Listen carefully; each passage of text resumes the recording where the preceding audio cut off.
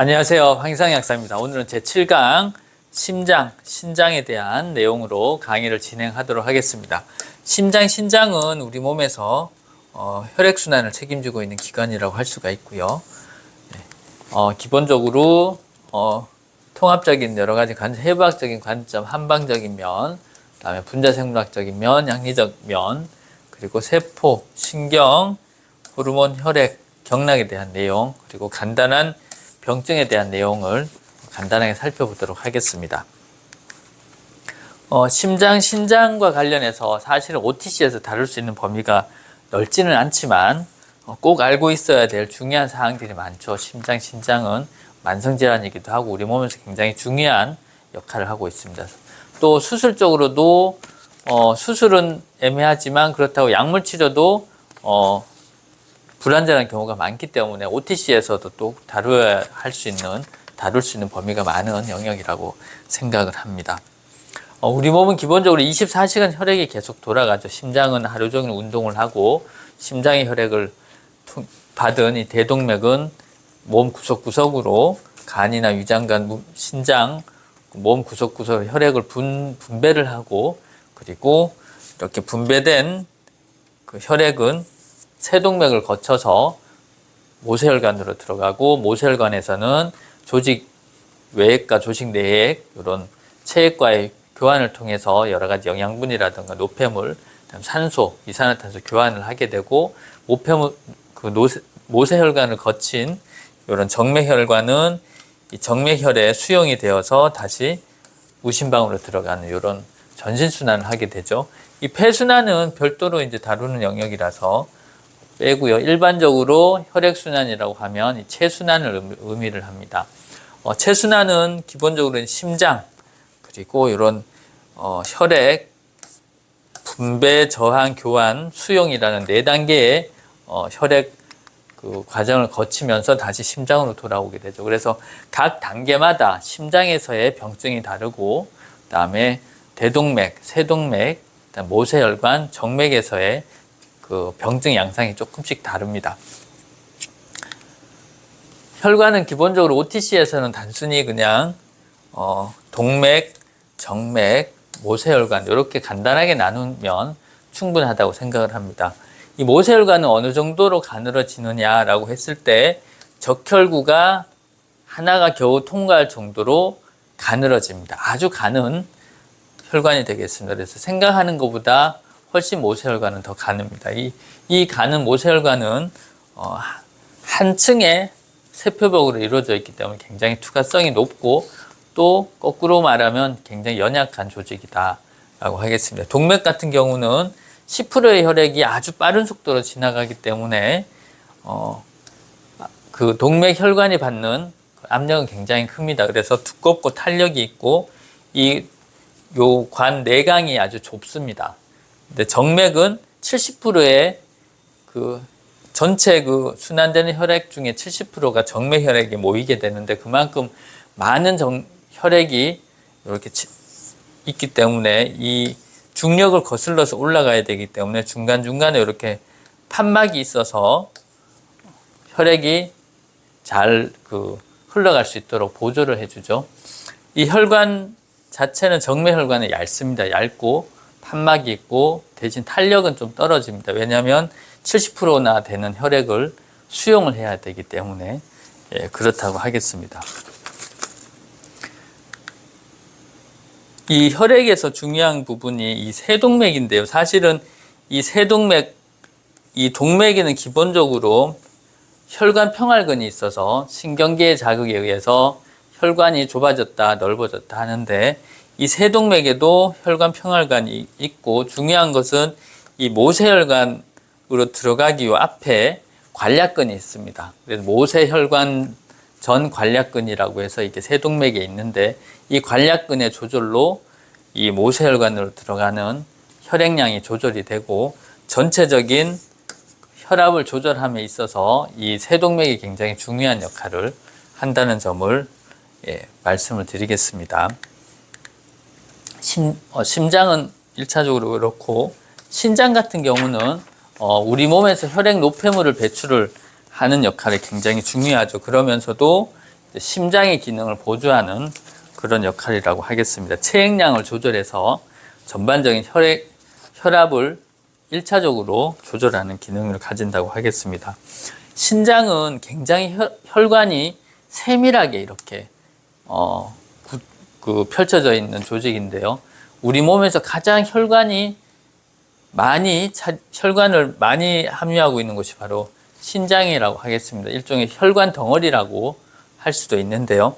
기본적으로 신장에는 이 각각의 좌우 신장 각각의 100만 개에서 150만 개의 네프론이라고 하는 신장의 기본 단위가 있습니다. 간에서는 육각형 모양의 간 소체가 간의 기본적인 조직 단위듯이 네프론이 신장의 기본적인 단위가 되겠습니다. 100만 개에서 150만 개. 그래서 일반적으로 신부전이 나타났다라고 하면 신장 네프론의 절반 정도가 50% 정도가 이제 기능이 상실되었다. 그럴 때 신부전이 나타나게 됩니다. 신장이 정상적으로 작동을 하지 못하기 시작한다. 절반 정도를 보고 있습니다. 이 신장 같은 경우는 이 신동맥으로 해서 혈관이 들어가면 이렇게 혈관이 들어가면 여기 사구체가 있고 보호만 주머니가 있죠. 그래서 사구체에서 1차적으로 저분자 물질과 수분이 이제 배출이 되고 고분자 물질과 또 혈액의 일부는 이렇게 모세혈관을 거치면서 이 모세혈관과 이 세뇨관 사이에서의 재분배가 일어나게 됩니다. 그렇게 해서 오줌으로 빠져나가는 영양분들을 다시 흡수를 하고 또 다른 미네랄 성분 역시도 분배 과정을 거쳐서 배출을 하거나 흡수를 하거나 그다음에 오줌의 체액량도 그 재흡수 과정을 통해서 조절을 하게 되겠습니다. 이 신장 같은 경우는 어쨌거나 가장 중요한 역할이 노폐물의 배출이고 그 다음 중요한 것이 체액량의 조절 그리고 미네랄의 재흡수 과정을 통해서 혈액 항상성, pH라든가 여러 가지 미네랄의 함유량을 조절하는 것이 중요한 역할이라고 하겠습니다. 이 신장에서 이 네프론을 조금만 더 자세히 보겠습니다. 여기 아까 세동맥으로 혈액이 들어오면 이 사구체에서의 세동맥에 이 포도사이트 다리세포라고 하는 여가 장벽이 별도로 있습니다. 그래서 이 여가 장벽을 통해서 저분자의 비타민이라든가 포도당, 아미노산 그런 미네랄들이 이렇게 빠져나가게 되죠. 그렇게 저렇게 빠져나가면 이 보호만 주머니에서 이렇게 세뇨관으로 이 그 수분과 함께 요 저분자 영양분들, 저분자 미네랄들이 이렇게 지나가게 됩니다. 이 세뇨관은 이제 최종적으로는 그 방광으로 연결된 신우 요 오줌줄기로 이렇게 이어져서 배출이 되는데 그 과정에서 이제 재흡수 과정이 이제 작동을 하게 되죠. 그래서 이 위치에 따라서 이 사구체와 가까운 순서대로 근위세뇨관, 가장 가까운 근위세뇨관, 헬레고리, 그리고 원위세뇨관, 집합관이 있습니다. 이렇게 끊어보면 이 위쪽은 신장에서의 피질, 요 바깥쪽이고요. 요 밑은 수질, 요 안쪽의 위치가 되겠습니다. 이 각각의 근위세뇨관이나 이 헬레고레나 원위세뇨관, 집합관은 역할이 조금씩 다릅니다. 그리고 이 다른 역할에 따라서 이 세뇨관에 작용하는 약물들도 작용하는 것이 조금 다릅니다. 그냥 간단하게 보면 근위세뇨관은 영양 성분을 재흡수하는 것이 가장 중요한 역할 중에 하나고요. 그리고 이제 중탄산, pH를 조절하는 중탄산도 재흡수를 하는 이런 역할을 하고 있습니다. 원위세뇨관 같은 경우는 이렇게 헬레고리를 거쳐서 원위세뇨관에 들어가는데, 헬레고리 같은 경우, 헬레고리는 이렇게 근위세뇨관에서 이렇게 내려갔다가 다시 올라오는데, 이렇게 내려올 때는 먼저 수분이 이렇게 배출되면서 혈관이 수분을 재흡수를 하게 됩니다. 그래서 수분을 가장 많이 이렇게 조절을 하고요. 그리고 올라갈 때는 나트륨을 이제 재흡수를 하게 됩니다. 그래서 나트륨을 염분 재흡수가 의 역할이 큰 부분이 요 헬레골입니다. 그래서 수분과 염분의 재흡수를 담당하는 곳이 헬레골이고요. 이 헬레골이에 작용하는 것이 라식스죠. 라식스가 가장 이뇨 효과가 큰 약물입니다. 원이세뇨간 같은 경우는 호르몬이 많이 작용을 합니다. 알데스테론이라던가 그리고 부갑상선 호르몬 그리고 심방에서 나오는 나트륨 이뇨 호르몬 같은 경우 요 원이세뇨간에 작용을 하고요. 약물로 보면 다이크로지정이 원이세뇨간에 작용을 하는데 이 이뇨작용은 많지는 않지만 이 작용이 길다라는 특징이 있습니다. 그래서 이뇨작용보다는 심장에서의 어떤 혈압 강화 작용, 나트륨 재흡수를 억제를 하기 때문에 이 효과가 좀 길게 가고 여러 가지 호르몬 작용에도 영향을 주기 때문에 이런 이뇨제긴 하지만 직접적인 이뇨작용이라기보다는 혈압을 낮추는 이런 역할을 한다고 볼 수가 있겠습니다. 이 스피로락톤 같은 경우에 집합간에 작용을 하는데 사실은 스피로락톤은 이제 알도스테론 기량제로 작용을 합니다. 알도스테론 기량제로 작용을 하는데 중요한 거는 이제 스피로락톤 같은 경우는 이제 칼륨 재흡수를 증가를 시키기 때문에 고칼륨 혈증이 나타날 수가 있습니다. 이 스피로락톤 같은 경우는 이뇨 효과라기보다는 이제 복수가 찼을 때 이 복수를 빼는 이런 역할로 많이 쓰게 되는데요. 그래서 간경화 환자들이 스피로락톤을 쓸 때 복수는 제거가 되지만 대신 이제 칼륨의 혈중 칼륨 농도가 높아지기 때문에 그런 점 주의를 할 필요가 있겠습니다. 어쨌거나 이렇게 네프론에서 사구체를 통해서 보호만주머니를 지나서 이 세뇨간 헬레골이 세뇨간 집합관을 거치는 이 과정이 신장 구조에 있어서 굉장히 중요하고 이뇨제의 작용에 있어서도 중요하다고 하겠습니다. 그리고 사실상 근위세뇨간에 작용하는 이뇨제는 사실상 거의 사용되지 않고요. 오히려 당뇨 치료제가 이 근위세뇨간에 작용을 합니다. 이 근위세뇨간은 영양분 재흡수, 특히 포도당 재흡수에 관련이 되기 때문에 SGLT2 억제제가 사용이 되면서 소디움 글루코스 코트랜스포터 이 글루코스와 나트륨의 재흡수에 그를 억제를 하는 요 SGLT2 억제제가 사용이 되면서 당뇨 치료제로 사용이 됩니다. 이 제제 같은 경우는 다른 제제들하고 다르게 이 신장 근위세뇨간에 작용을 하기 때문에 베타세포에 부담을 덜어주면서 베타세포가 다시 원래 기능을 회복할 수 있는 이런 장점이 있고요. 그리고 포도당 흡수를 억제하니까 당뇨뿐 아니라 이제 비만이라든가 이런 데 효과가 있는 것으로 알려져 있습니다. 그리고 나트륨 재흡수도 억제하기 때문에 혈압에도 도움이 된다라고 보고 있습니다. 대신 이제 이 포도당이 재흡수가 되질 않고 오줌으로 포도당이 빠져나가기 때문에 방광이나 요도 쪽에 세균성 감염의 위험도가 높아진다. 이 정도로 이해를 하시면 되겠습니다.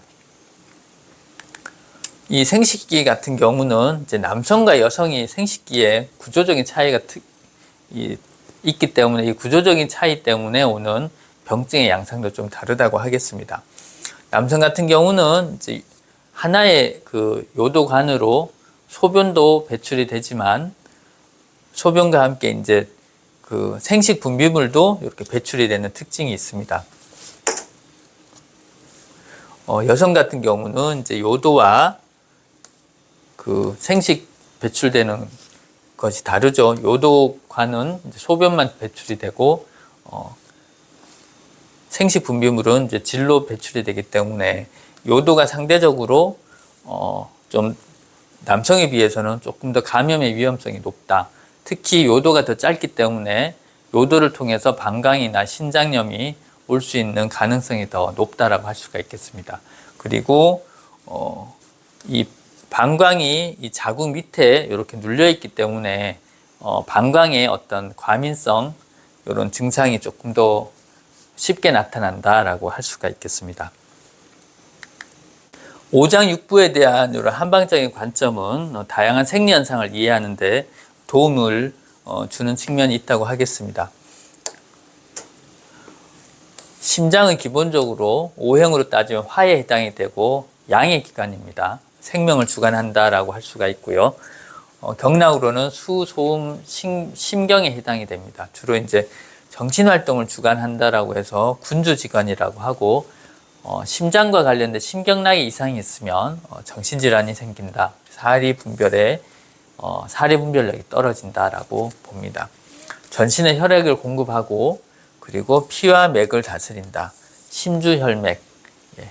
실제로 이제 한의에서 가장 중요한 그 진단법이 맥진법이죠. 맥을 통해서 그 질병을 확인을 한다. 그래서 이 심주혈맥, 심장을 통한 이런 혈액의 흐름이 우리 몸 오장육부에 어떤 식으로 흐르는가라는 것을 잘 진단을 할 수가 있다라는 것이고요. 생각해 보면 참 오묘한 어떤 그 이치가 있는 것이 아닌가 싶습니다. 기본적으로 심장은 열을 싫어하고, 심오열, 열상기, 열은 또 심장의 기운을 상하게 한다라고 되어 있습니다.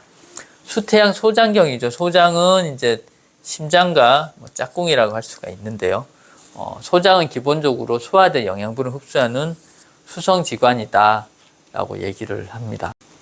신장은 음의 기관이고 기의 근원이라고 할 수가 있습니다. 경락으로는 족소음, 신경이 되고요. 인체의 성장이나 발육, 생식과 연관이 있습니다. 신장정이라고 해서 정을 담고 있다. 근데 이 정은 원정과 음정으로 나뉘는데, 원정은 말 그대로 원천의 정, 원천의 어떤 근원, 생명의 근원을 이야기를 하고요. 척수라던가 아니면 어떤 생식과 관련된 부분이라고 할 수도 있고요. 음정은 이제 음적인 어떤 호르몬, 성호르몬 이런 거를 이제 의미를 한다고 하겠습니다. 물론 이 그 한방적인 의미가 생리적인 의미와 무조건 1대1로 그 매칭이 되지는 않겠지만 어느 정도 생리적인 의미로서 이렇게 조금 바꾸어서 이해하는 것이 좀 이해에 도움이 되지 않나 싶어서 이런 식으로 이제 정리를 해본 것입니다. 꼭 이게 무조건 맞다라는 의미는 아니니까 참고 사항으로 이해를 해주시면 될 것 같습니다. 신장에서도 양과 음이 있습니다. 신장이 좌우 두 개가 있는데 이 방향성을 놓고 이야기를 했을 수도 있고 그냥 음양을 나눈 것으로 이해를 할 수도 있겠습니다. 그래서 신장에서의 양은 명문지화다라고 해서 화죠. 화의 기운이 있다. 근데 목숨을 유지하는 화의 기운이다. 이건 이제 심장을 보조를 한다. 이런 역할을 하고요. 그다음 신음, 음의 기운은 신수다. 말 그대로 체액이나 이런 우리 몸을 기본적으로 돌리는 수의 기운, 물, 체액을 의미를 하겠습니다.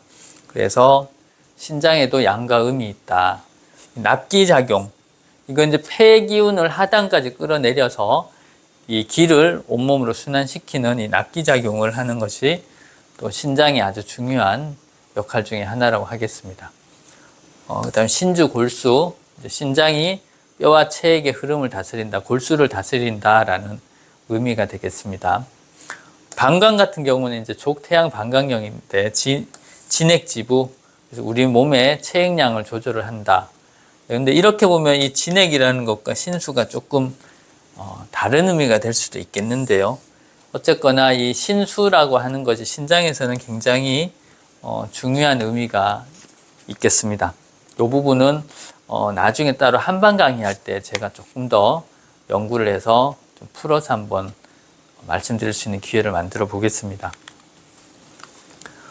심장의 연계성을 한번 보겠습니다. 화, 이제 목생화, 이거 이제 여러 가지 의미로 해석이 될 수도 있겠는데, 기본적으로 혈액의 움직임은 이런 근육이나 힘줄, 운동을 통한 움직임이 상당히 많은 영향을 준다.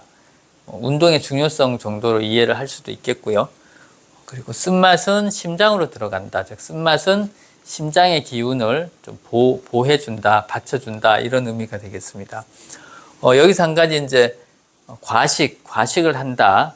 음식을 먹으면 아까 뒤에서 그 2장에서도 한번 다루었듯이 식사를 하게 되면 이 위장관에 굉장히 많은 혈액이 이제 모이게 됩니다. 이렇게 되면 심장이 어느 정도 항진이 되는데 이럴 때 심장이 항진이 되면 신수가 상한다. 화가 수를 이제 상하게 한다라는 이런 의미가 될 수가 있겠는데요. 문제는 이제 신장 기능이 너무 저하된 경우, 신장이 가령 이제 너무 예민한 사람들, 스트레스가 많은 사람들 같은 경우는 신장 기능이 지금 많이 신장이 피곤해 있는 상태다라고 볼 수가 있는데 이런 경우는 사실은 입맛이 없죠. 입맛이 없다라고 하는 것 자체가 음식물이 들어와서 다시 신수가 상하는 것을 몸이 본능적으로 거부를 한다라고 볼 수가 있겠습니다. 어쨌거나 이런 상태에서는 체액의 항상성이 저하가 되어 있고 신장 기능이 떨어져 있기 때문에 그리고 노폐물이 증가를 하게 됩니다. 이 과정이 계속 방치가 되면 결국은 뇌나 골수에 독이 쌓인다라고 볼 수가 있겠죠. 그래서 기본적으로 심열이 있는 사람에게는 과식은 독이 된다라고 할 수가 있겠습니다. 이게 잘못하면 계속 악순환이 될 수도 있기 때문에 이 먹는다라고 하는 행위가 굉장히 중요하겠습니다. 이 짠맛은 쓴맛을 중화시킨다. 수와 화의 이제 수극화죠. 수극화인데 이때 짠맛이라고 하는 것은 무조건 그 소금의 짠맛이라기보다는 미네랄을 의미를 한다고 보는 것이 조금 더 명확하게 보일 것 같습니다. 그래서 짠맛은 미네랄, 수에 해당이 된다. 그래서 이 짠맛은 신경락으로 들어간다. 이때 짠맛은 나트륨 짠맛이 아니고 미네랄과 이렇게 혼합된 짠맛이다. 이렇게 이해를 하시고요. 그래서 보통 우리가 음식을 만들 때 짠맛이 들어가면 또 단맛이 들어가죠. 단맛이라는 것은 또 토의 기운이고요. 토국수의 어떤 오행적인 의미가 또 들어가기도 합니다. 붉은색은 심장을 보호한다. 그래서 수박이나 홍삼이나 당근 뭐 이런 것들 심장의 열을 꺼트리고 심장의 기운을 보듬어 준다. 심장이 건강하면 예의 바르고 탐구심, 호기심이 높다라고 보고요. 그래서 심장 기운이 약하면 예민하고 잘 놀래고 부끄러움이 많다. 보통 탐구심은 그 어린아이들이 많죠. 한참 팔팔하다라고 하는. 그래서 탐구심이 많은 사람들은 기본적으로 심장의 기운이 강하다라고 볼 수가 있겠습니다. 신장은 이제 수에 해당이 되는데 신장은 기본적으로 음의 장기이긴 하지만 그 안에 양의 기운이 있다. 명문지화라고 하는 양의 기운이 있어서 심장의 활동을 도와준다라는 것이 심혈관 질환에서는 굉장히 중요한 의미다라고 하겠습니다. 뼈, 골수, 귀, 치아, 머리털의 건강에 관여를 하고 허리 통증이나 류마티스, 귓병, 단백뇨 등도 신장 기능과 연관이 있습니다. 그리고 부인과 질환, 생식기 관련한 것도 역시 신장과 연관이 있고요. 짠 것은 신경락으로 들어가고 검은색은 신장을 보호한다. 그리고 신장이 건강하면 기억력이 좋고 주도 면밀하다라고 보고요. 신장이 약하면 건망증이 있거나 산만하거나 두려움이 있거나 이명이 있다라고 봅니다. 심장의 허증, 실증, 신장의 허증, 실증입니다. 물론 허증, 실증 외에 다른 어떤 증상들도 여러 가지로 나눌 수 있겠지만 약국 OTC에서는 이렇게 그냥 간단하게 접근하기 쉬운 분류가 실용적이지 않을까 해서 이렇게 간단하게 분류를 한 것입니다. 심경락 허증은 한마디로 혈액의 심박 출량이 부족하다. 심장 자체에 문제가 있던지 아니면 혈관의 문제 때문에 심장에서 나오는 혈액의 양이 부족해서 허혈성 질환이 나타나게 된다라고 봅니다. 그리고 신경적으로는 이제 불안장애가 있거나 건망증이 좀 심하다라고 하면 심장에 허증이 있다라고 봅니다. 말 그대로 혈액순환이 안 되기 때문에 속이 답답하고 심하면 졸도할 수도 있고, 그다음에 혈액순환이 원활하지 않으니까 손발이 차거나, 그다음에 손떨림, 입술이 창백하거나 식은땀이 난다라고 하면 심장의 허증이라고 볼 수가 있고요. 실증은 이제 고혈압 또는 정신적으로 보면 조증, 너무 감정이 이렇게 막 널뛰는 이런 조증, 조울증에 이제 있으면 심경락의 실증이다라고 봅니다. 마찬가지로 속은 답답하고 속에 이제 열감이 있고 차분히 있지를 못한다. 그리고 불면증, 호흡곤란, 이런 고혈압의 증상들이 있고 정신적인 이런 증상도 나타날 수가 있습니다. 얼굴이 화끈거리고 갈증이 나고 혈뇨가 난다. 이건 이제 어떻게 보면 이 심경락의 실증이 신장에도 영향을 준 결과일 수도 있고요. 얼굴이 화끈거린다라고 하는 것은 이제 말초혈행에서 세동맥에 문제가 생긴 이런 것이라고 하겠습니다. 신장 허증 같은 경우는 이제 신장의 질환이 사구체 신염처럼 신장 질환이 오면서 사구체의 여과율을 감소를 한다. 기본적으로 신장에서 영양분이라든가 이런 그 필터의 역할이 약해졌다라고 볼 수가 있겠습니다. 그래서 탈모나 치아 문제, 이명, 어지럼증, 건망증, 허리 통증 이런 것들이 다 신장의 허증과 연관이 있고요. 대표적으로 신장의 허증이 왔을 때 쓰는 게 팔미지왕환이 되겠습니다. 신장 실증 같은 경우는 이제 감염성 질환을 의미를 하겠습니다. 요도염이나 방광염, 신장염 같이 염증성으로 해서 감염성, 발열을 동반한 감염성 염증을 의미를 하겠고요. 그래서 감염성 질환이기 때문에 헛땀이 나거나 숨이 가빠지거나 등이나 척추가 뻣뻣하고 속에서 열감이 있고, 그리고 소변 색깔이 황적색이 되죠. 그래서 신우신염 같은 경우 대표적으로 쓰는 게 이제 용담 사간탕이죠. 그리고 용담 사간탕을 기초로 한 또 일반의 약품들이 많이 사용이 됩니다. 다음은 심혈관계에 작용하는 미세분자들입니다. 이 심혈관계는 굉장히 우리 몸 전체를 흐르고 있기 때문에 상당히 많은 호르몬이라든가 미세분자들이 이 심혈관 시스템을 유지를 하기 위해서 많은 작용을 하고 있습니다. 몇 가지만 살펴보겠습니다. 많지만 유명한 에노, 특히 아르기닌 때문에 에노가 더 유명하죠. 에노, 그리고 안지오텐신 2, 이건 펩타이드 성분으로서 이제 혈압을 조절하는 성분이고요.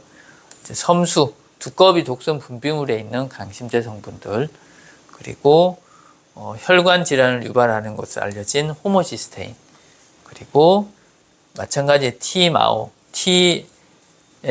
혈관 질환을 유발하는, 그리고 이제 혈관의 세포 접착 분자들, 요거는 이제 염증을 조절하는데 요거는 죽상 동맥 경화와 이제 연관이 많습니다.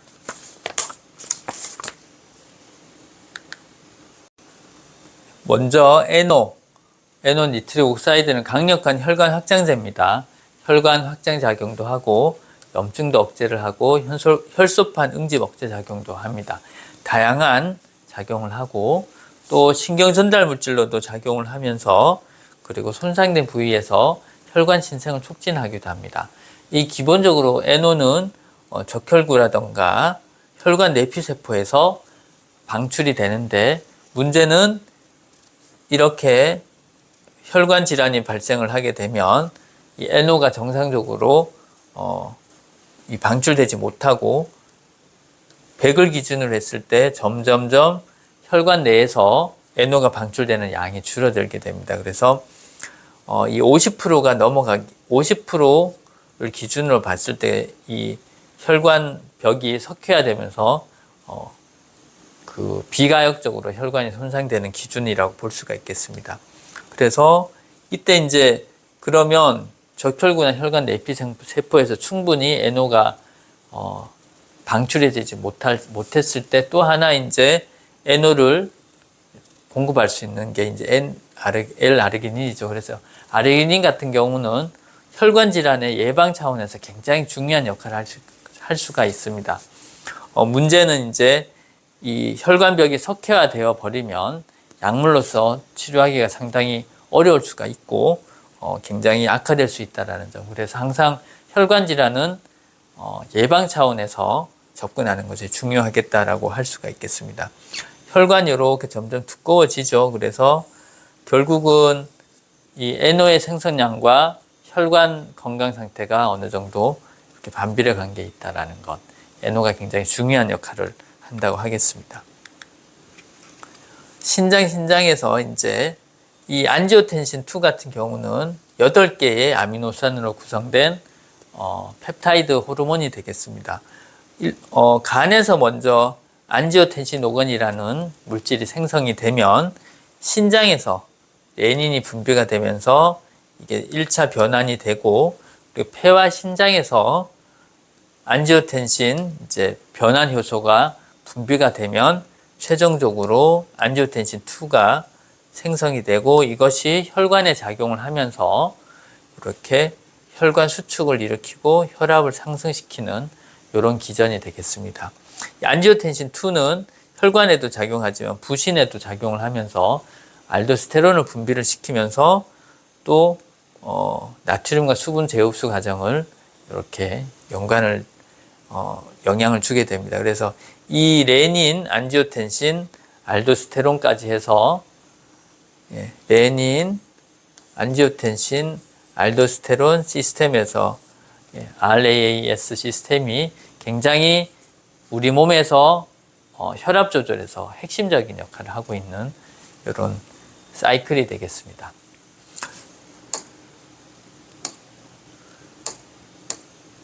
이 섬수 같은 경우는 이제 두꺼비 독 분비물이 되겠는데요. 강심 작용을 하고 있습니다.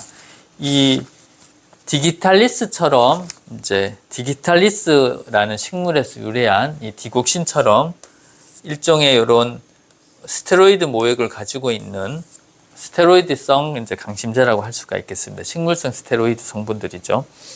이 섬수를 기본으로 나온 제품이 구심이죠. 구심은 이제 1969년에 일본에서 만든 심장약인데요.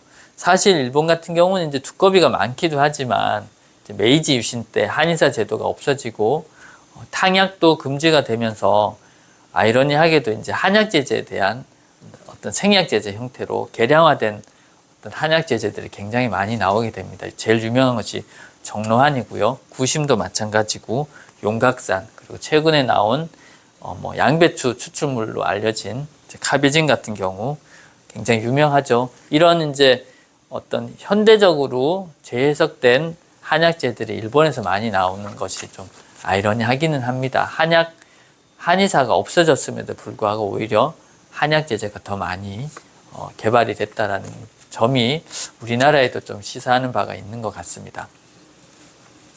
어쨌거나 이 구심은 지금 현재는 국내에서는 더 이상 생산되지 않고 일본에서 직접 사서 들어오시는 경우들이 많죠.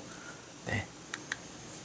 그리고 다음은 이제 호모시스테인입니다. 호모시스테인 같은 경우는 이제 최근에 심혈관 질환을 이제 평가를 할 때 혈액 중에 호모시스테인 그 함량을 많이 측정을 합니다. 이 호모시스테인은 사실은 이제 황을 가지고 있는 아미노산의 종류인데 메티오닌이 주로 이제 육류에 많이 단백질에 많이 함유된 메티오닌을 흡수를 했을 때 최종적으로 글루타치온으로 이제 강력한 항산화제죠. 글루타치온으로 이렇게 가는 과정에서 중간 대사산물이 호모시스테인입니다.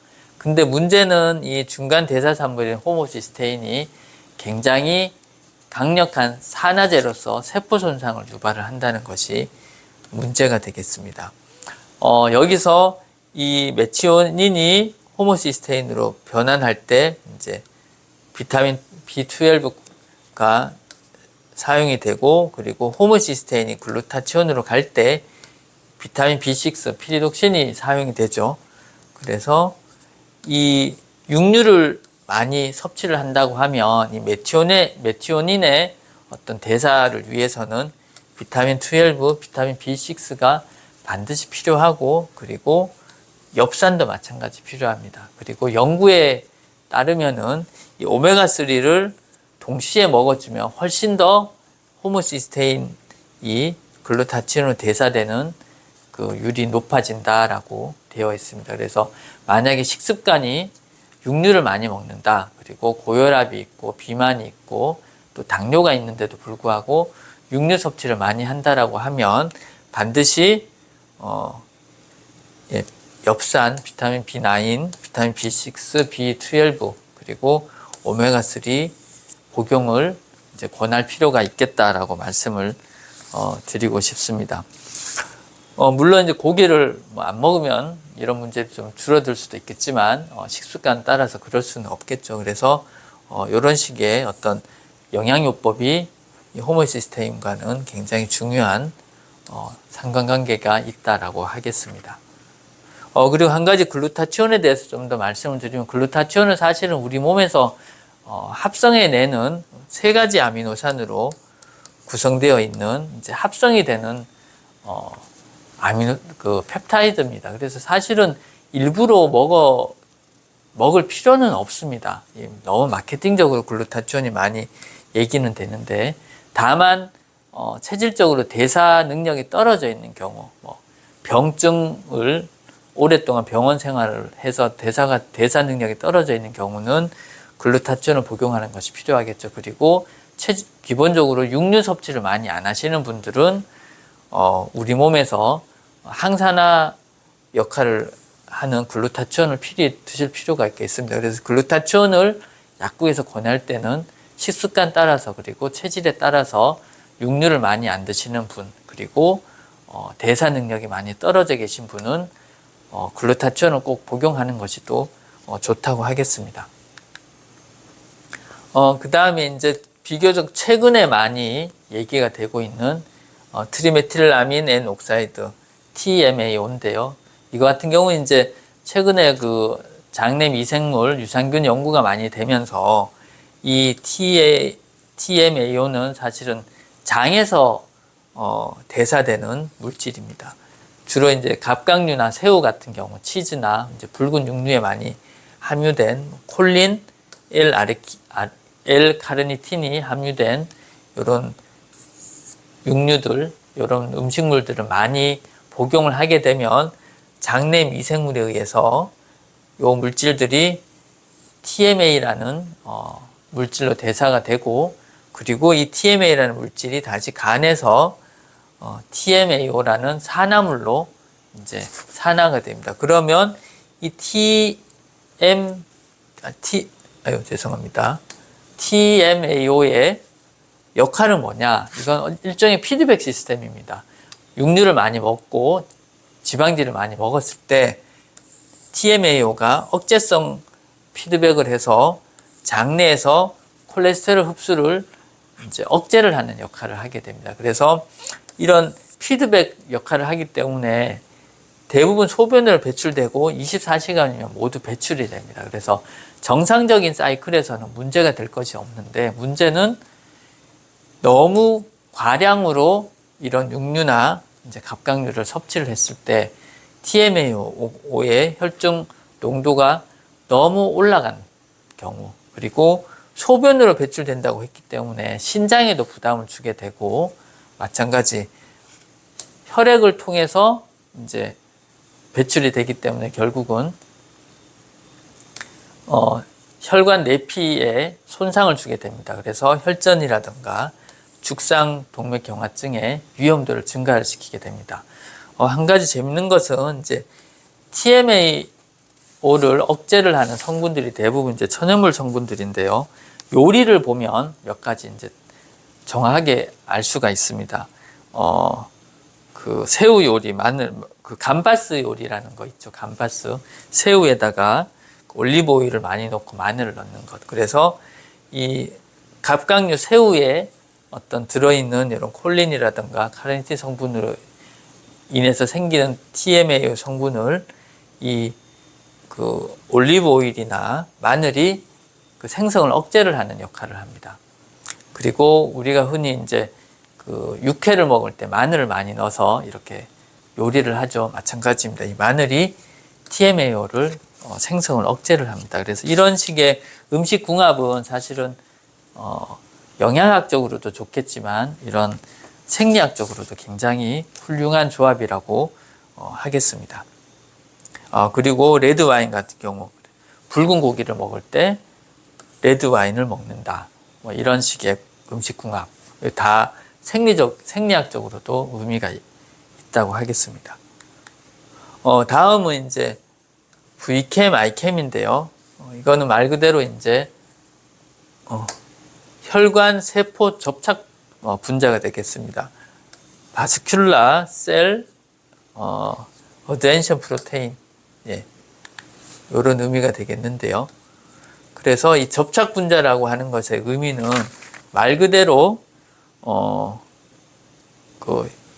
혈관의 혈전과 뭐 노폐물, 칼슘, 지방질 등등이 모여서 이제 이 죽상판을 형성을 할 때 접착제로 사용이 된다라는 의미가 되겠습니다. 굉장히 중요한 역할을 하죠. 혈관 질환을 악화시키는 데 있어서 굉장히 중요한 역할을 합니다.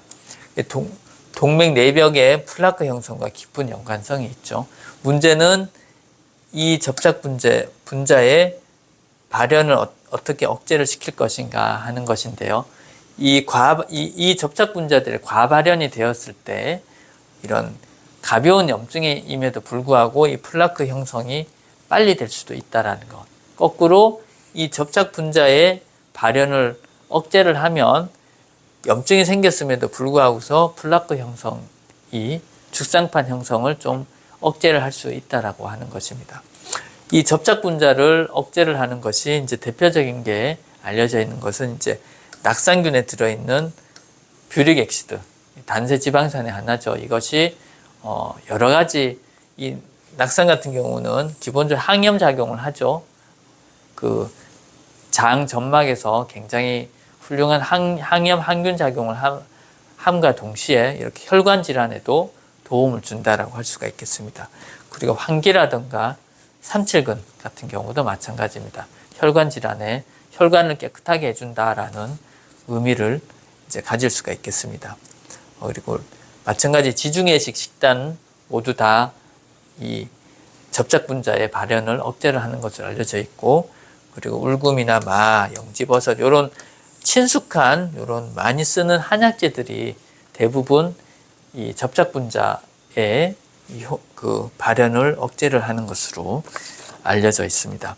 그래서 이렇게 보면 사실은 이 최근에 발달하고 있는 분자생물학적 연구나 생리학적 연구가 어떤 천연물의 생리 활성을 다시 한번 이렇게 확인할 수 있는 여러 가지 소스들이 많습니다. 그래서 아마 앞으로 어떤 천연물질을 활용한 새로운 의약품 또는 기존에 나와 있는 천연물을 활용한 여러 가지 활용법들을 이런 분자생물학적이나 최근에 발달하고 있는 이런 미세한 생리학적인 이런 근거를 통해서 훨씬 활용폭이 넓어지지 않을까.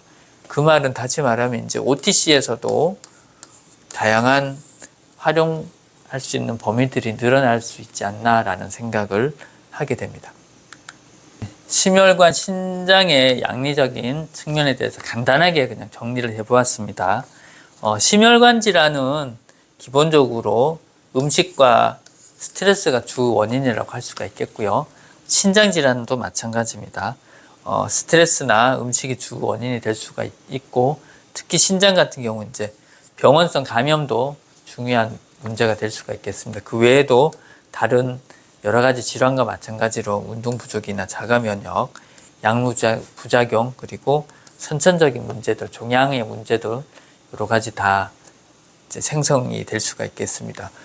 심혈관 질환이나 신장 같은 경우는 이제 종양은 굉장히 이례적으로 나타나죠. 이 이유는 이제 나중에 뒤에서 잠깐 말씀을 드리겠습니다.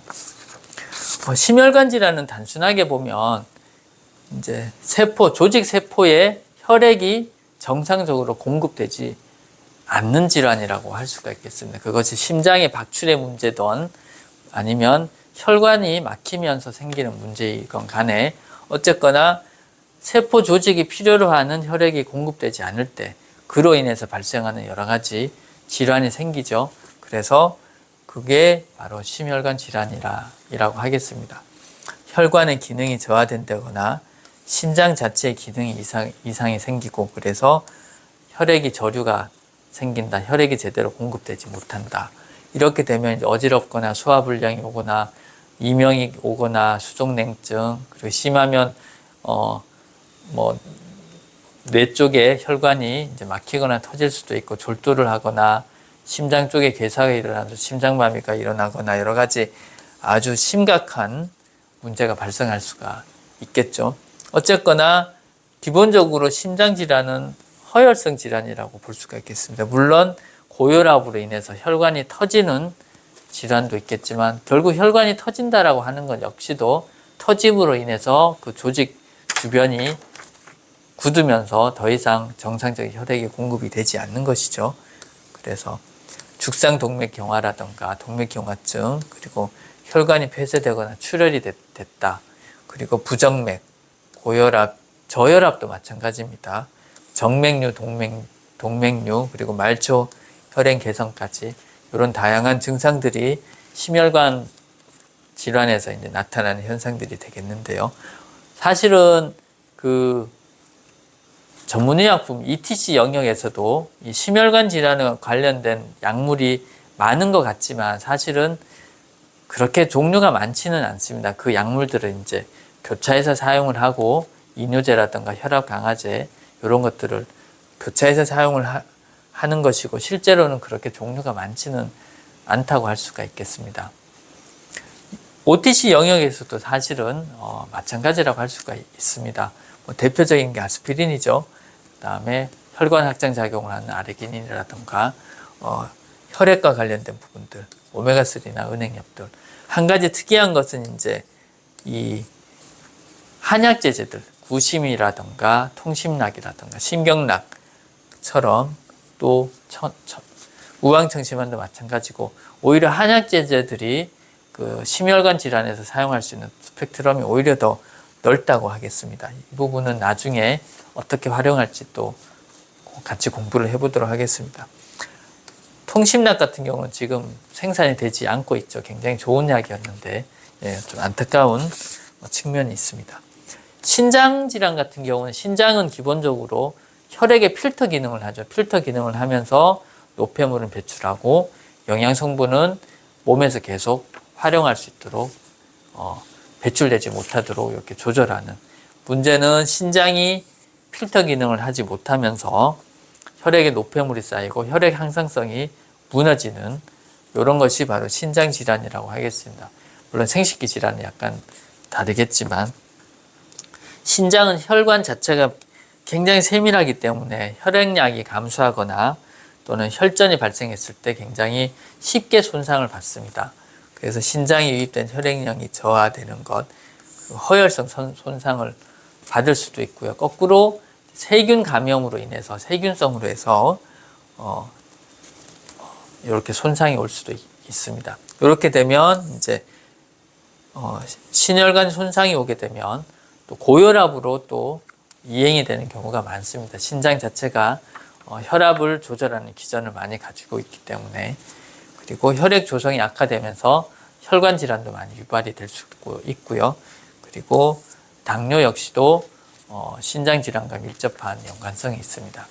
기본적으로 신장에 염증이 있거나 신장에 허혈성 손상이 오면 옆구리 통증이 오거나 뻐근하다거나 그리고 붓는다거나 오줌에 거품이 많이 나오는 단백뇨라든가 그리고 이제 방광이나 요도나 이쪽에 염증이 있으면 소변 누울 때 통증이 온다거나 아프다거나 하는 증상이 있겠죠. 신장 결석도 이런 통증을 유발을 하고 여러 가지 이제 염증성 질환들 그리고 신부전 그러니까 50% 이상의 그 신장에 있는 네프론의 50% 이상의 기능이 이제 더 이상 활동을 못하면 이제 신부전이 오죠. 그러면 이제 투석을 시작해야 되는 이런 상황이 생깁니다. 그리고 이제 신장이 경화가 되고 또 자가 면역 질환도 이제 발생을 하죠.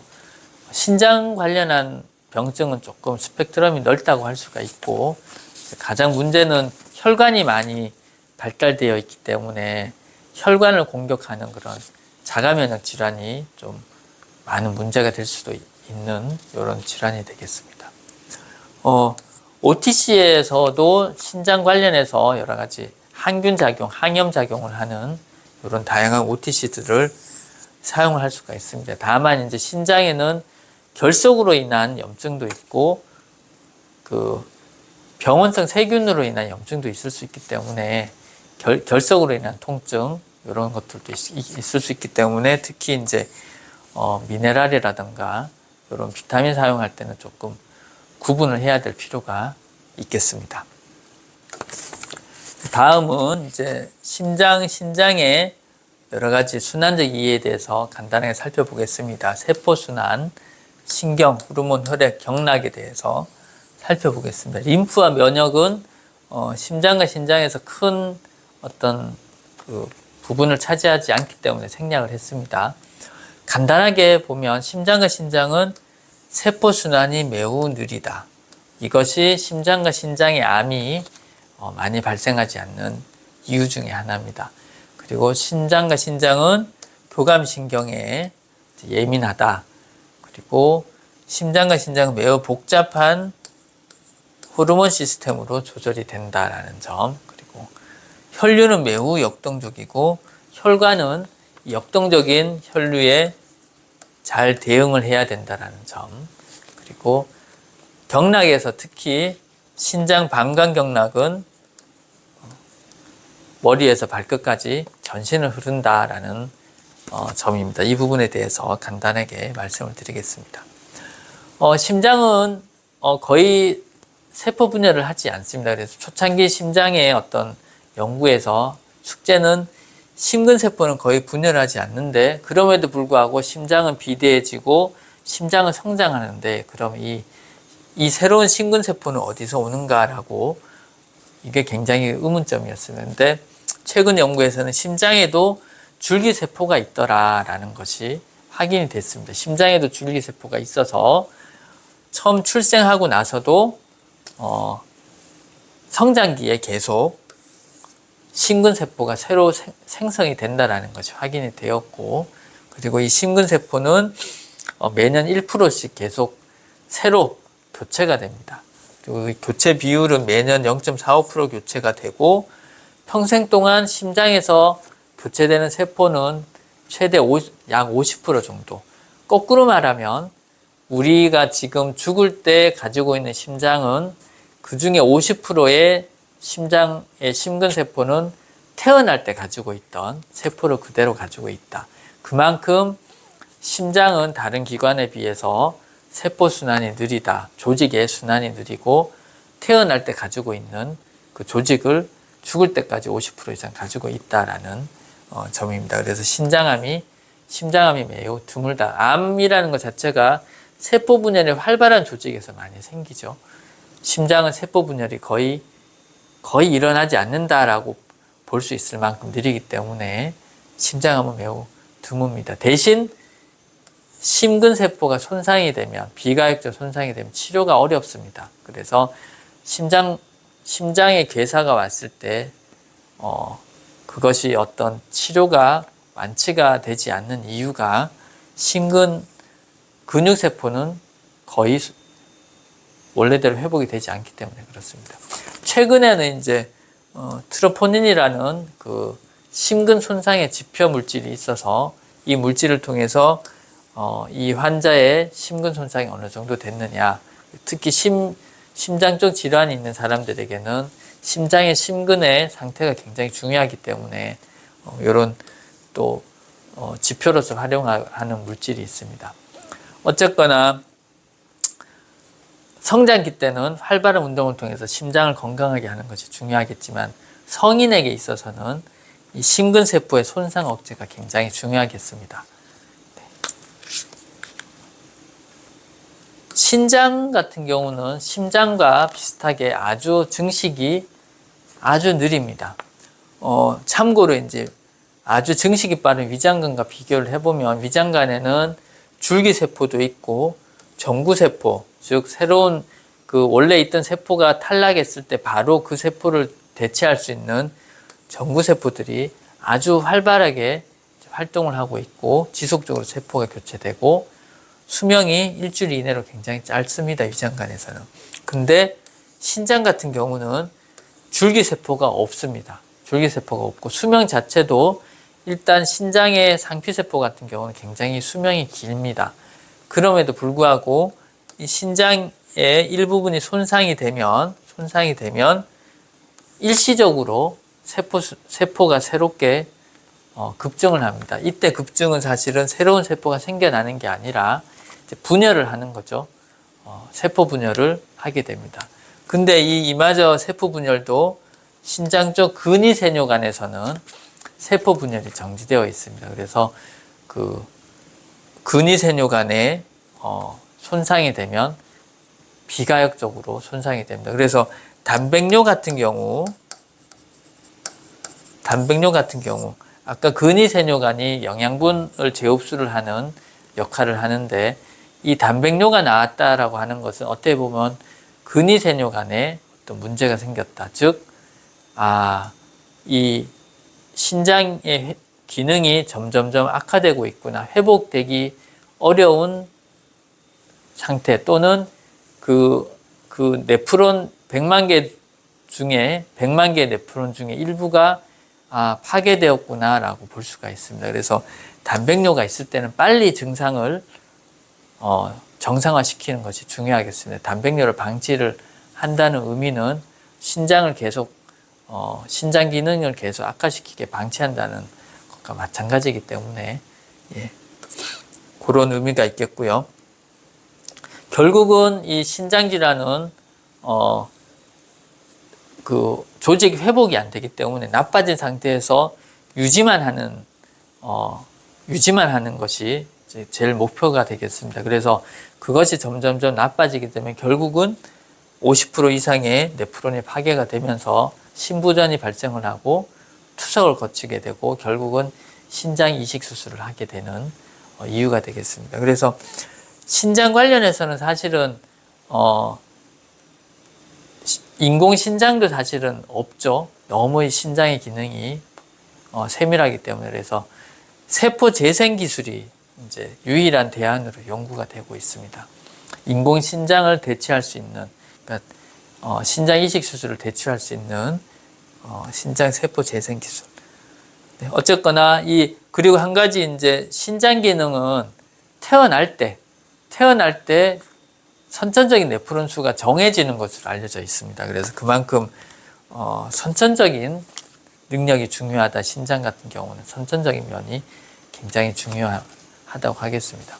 어쨌거나 심장과 신장은 이제 물리적인 작동 기관이라고 할 수가 있고 조직 손상이 비가역적이기 때문에 사실은 이 질환이 악화됐을 때 약물적 치료가 할 수 있는 여지가 상대적으로 낮다. 그리고 악화된 상태를 최대한 유지를 하는 것이 목표다라고 할 수가 있겠습니다. 그 다음 이제 신경과 관련된 내용인데요. 아까도 말씀드렸지만 신장 같은 경우는 굉장히 교감신경에 예민하게 반응을 하는 기관이 되겠습니다. 그래서 교감신경은 신장의 콩팥 활동을 위축시키고 또 고혈압 역시도 유발을 하게 됩니다. 교감신경이 지속적으로 항진이 되면 이제 혈류나 심장이나 신장에 여러 가지 이제 부담을 주면서 고혈압을 유발을 하게 되고요. 이것이 악순환이 되면 신장에도 역시 안 좋은 역할을 주게 됩니다.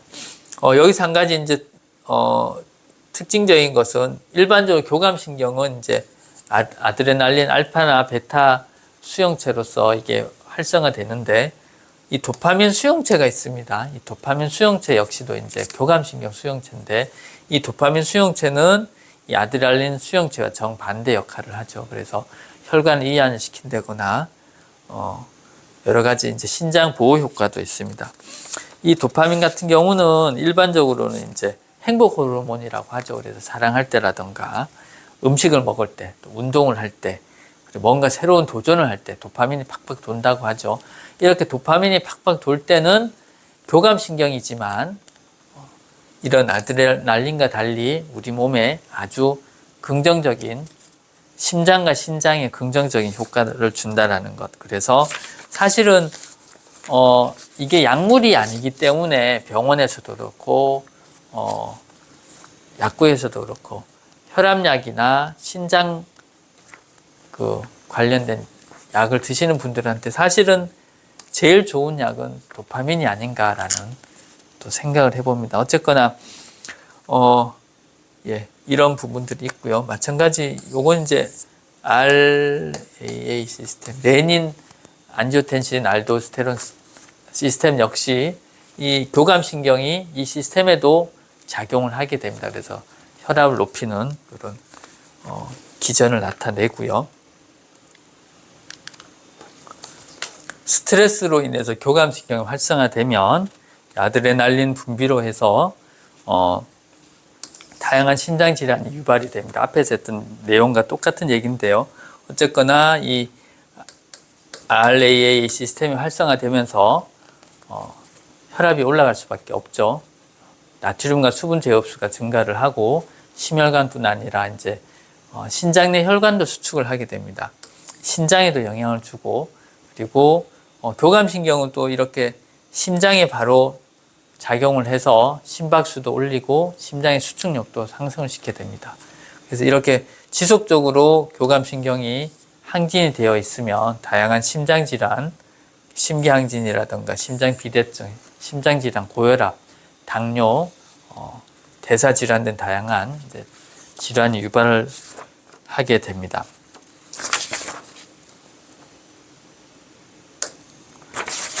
이 혈압의 조절에 있어서 신경과 호르몬은 굉장히 서로 상호작용을 하면서 이 우리 몸의 혈압을 계속 일정하게 유지를 하기 위해서 노력을 합니다. 중추신경에서 교감신경과 미주신경, 미주신경은 혈압을 떨어뜨리는 역할을 하고 교감신경은 혈압을 상승을 시키죠. 어쨌거나 계속 드리는 얘기지만 레닌, 안지오텐신, 알도스테론 시스템을 통해서 이 혈압을 조절을 하는 시스템이 제일 메인 시스템이라고 하겠습니다. 교감신경은 부신에 작용을 해서 알데스테론을 분비를 하고, 그러면 이 알데스테론은 신장에 작용을 해서 나트륨과 수분의 제흡수를 조절을 합니다. 그리고 레닌을 분비를 하고 안지오텐신 2가 생성이 되면서 혈관이 수축을 하고, 그리고 혈관이 수축하면 당연히 혈관 저항이 높아지면서 혈압이 높아지겠죠. 그리고 심박출량도 늘어나면서 늘어난 심박출, 그리고 늘어난 혈관 저항이 합해져서 혈압이 상승하게 되는 것입니다. 이 신경과 호르몬 작용은 굉장히 혈압 조절에서 중요한 역할을 하게 됩니다. 사실 이 혈압과 어떤 신장, 심혈관 질환에 있어서 작용하는 호르몬은 엄청 많습니다. 혈압을 상승시키는 것, 혈압을 하강시키는 것, 심박수를 증가시키거나 심박수를 감소시키는 것. 이건 이제 비유를 해보면 심장은 중앙은행에 해당이 되고 혈액은 돈이라고 할 수가 있겠습니다. 그리고 고혈압은 일종의 인플레이션이라고 할 수가 있는데요. 많은 기관들에서 야, 나한테 좀 혈액 좀 줘. 혈액 필요해. 저쪽에서도 혈액이 필요해. 많은 요구를 하면 중앙은행에서 돈을 막 찍어내겠죠. 그렇게 돈을 막 찍어내다 보면 결국은 인플레이션이 발생한다. 고혈압이 발생을 하게 된다. 그러다가 약한 쪽에서 부도가 나겠죠. IMF가 터지든 기업이 부도가 나든 그것이 바로 이제 혈관이 막히거나 혈관이 터지는 뇌졸중이라든가 동맥경화라든가 협심증이라든가 아니면 그런 이제 여러 가지 증상이 나타나게 되는 것이라고 비유를 할 수가 있겠습니다. 그래서 이 많은 이제 성분들이 복잡하게 혈압의 항상성을 유지를 하기 위해서 이렇게 작용을 한다고 하겠습니다. 신장 역시도 마찬가지로 신장 역시도 다양한 장기와 호르몬적인 작용을 주고받습니다. 이 신장에서 가장 중요한 역할 중에 하나가 사실은 혈압 조절 역할이죠. 그래서 심방에서 나트륨 이뇨 펩타이드를 배출을 하면 이것이 신장에 작용해서 나트륨을 배출을 하고 혈압을 감소하는 이런 반응을 일으키기도 하고요. 그리고 교감신경이 활성화되면 이제 배뇨를 억제를 하고 심박이 증가를 하기도 합니다. 또 중요한 것은 이제 신장하면 사실은 뼈의 대사와 굉장히 중요한 연관성이 있습니다. 사실은 이제 이 신장 같은 경우는 사실은 비타민 D가 굉장히 중요한 포인트 중에 하나입니다. 사실은 신장에서는 비타민 D의 활성 형태인 칼시트리올을 이제 대사를 하기 때문에 이렇게 칼시트리올이 장에 들어가서 비타민 D가 칼시트리올이 장에 들어가서 장에서 칼슘이라던가 인이라던가의 이런 미네랄 흡수를 촉진을 하게 됩니다. 근데 문제는 이 신장 기능이 떨어지게 되면 비타민 D의 활성화 형태인 칼시트리올 이 생성이 떨어지고 그러면서 칼슘과 인의 흡수량이 떨어지게 되고 결국은 뼈를 구성하고 있는 칼슘 인의 성분이 좀 떨어지게 된다라고 볼 수가 있습니다. 그리고 또 하나 이제 뼈에는 FGF23이라고 하는 호르몬이 있습니다. 뼈에서 생성되는 호르몬인데 이 호르몬 같은 경우는 이제 뼈에서 칼슘과 인이 배출되도록 하는 역할을 합니다. 그렇게 해서 이 혈액 항상성을 맞추기 위해서 이 뼈가 신장의 보조적인 작용, 혈액 항상성을 맞추는 보조적인 작용을 합니다. 어쨌거나 신장은 혈액 중에 미네랄을 지키는 문지기 역할을 한다고 할 수가 있고 이 미네랄이 가장 중요하게 사용이 되는 곳이 뼈죠. 이 외에도 이제 신장은 여러 가지 부신에도 작용하고 적혈구 생성과도 연관이 있고 여러 가지 작용을 합니다. 신장 질환에 문제가 생기면 혈압에도 문제가 생기지만 또 하나 중요한 것이 골 감소의 문제입니다. 이 신장 질환과 골 감소의 문제 사이에는 사실은 이 부갑상선 호르몬이 굉장히 중요한 역할을 하게 됩니다. 이 그림이 조금 복잡해 보이지만 한번 간단하게 설명을 해보도록 하겠습니다. 먼저 이 신장 질환이 저하가 되면 기본적으로 인이 제대로 배출이 되지 못하고 혈중의 인산염의 농도가 올라가게 됩니다. 혈중의 인산염 농도가 올라가고 그리고 신장에서 칼시트리올을 생성량이 떨어지기 때문에 이 대장에서 이 장관에서 칼슘 흡수가 이제 떨어지게 되죠. 이 장에서 칼슘 흡수가 떨어지기 때문에 혈중 칼슘 농도도 떨어지게 됩니다. 여기서 두 가지 문제가 발생을 하죠. 칼슘 농도가 떨어졌다. 혈중 인산염 농도는 올라갔다. 그러면 여기에 따라서 우리 몸 인체는 이제 반응을 하게 되는데요. 먼저 이 혈중 인산염의 농도가 상승하게 되면 이 뼈에서 FGF23이라는 호르몬이 생성이 됩니다. 이 호르몬이 하는 역할은 신장에서 인의 흡수를 감소를 시키는 역할, 그래서 재흡수를 감소를 시켜서 인이 배출되도록 하는 역할을 합니다. 그렇게 해서 혈중에 있는 인삼연의 농도를 낮추는 역할을 하게 되고요. 그리고 이 혈중 칼슘 농도가 떨어지게 되면 이 부갑상선 호르몬이 분비가 됩니다. 이 부갑상선 호르몬이 분비가 되면서 뼈에 작용을 해서 뼈를 분해를 시켜서 뼈 속에 있는 칼슘이 배출되도록 합니다. 이 과정에서 사실은 FGF는 인삼염 농도를, 혈중 인삼염 농도를 낮추는 작용을 하면서 또 한 가지 부갑상선 호르몬 생성을 억제를 합니다. 뼈를 보호하기 위해서. 본인이 뼈에 있는 성분을 들고 호르몬으로 배출이 되었기 때문에 뼈를 보호하는 이런 피드백 작용으로 부갑생성 호르몬을 억제를 하는 이런 또 재밌는 피드백 역할을 합니다. 근데 문제는 여기서 문제가 되는 것은 이 과정은 어떻게 보면 정상적인 신장 기능이 일시적으로 떨어졌을 때 생기는 정상적인 이제 그 과정이라고 할 수가 있는데, 문제는 만성 신장 질환이 있을 때가 문제가 됩니다. 이 만성 신장 질환이 있으면 항상 이 칼시트리올은 부족하고 이 부갑상선 호르몬이 분비가 되어서 뼛속에 있는 칼슘을 이제 내어서 혈액 중에 칼슘 농도를 높여도 여전히 만성 신장 질환자는 칼시트리올의 부족으로 아무리 칼슘을 먹어도 혈중 칼슘 농도는 기준치를 하회를 하게 되고, 그러면 이 부갑상선 호르몬은 계속 분비가 되고, 마찬가지로 혈중 인산염 농도도 마찬가지입니다.